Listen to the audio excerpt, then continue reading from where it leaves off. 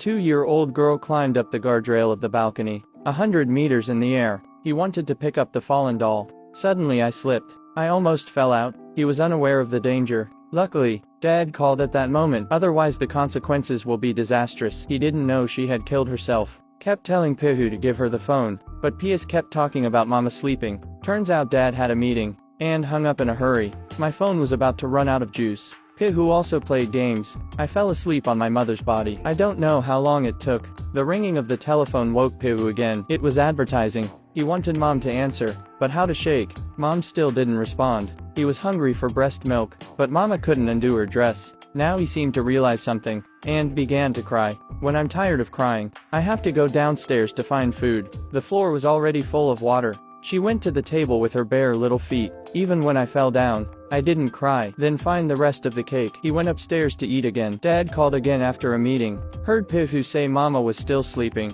This time he finally realized the danger. He wouldn't let Pihu hang up. He said he'd be right back at the airport, but soon the phone ran out of juice. Pihu picked up the cake again, and picked up some sleeping pills left over from Mom. She asked Mom if I could eat it, because Mom didn't answer. She thought it was tacit consent. I just put it in my mouth.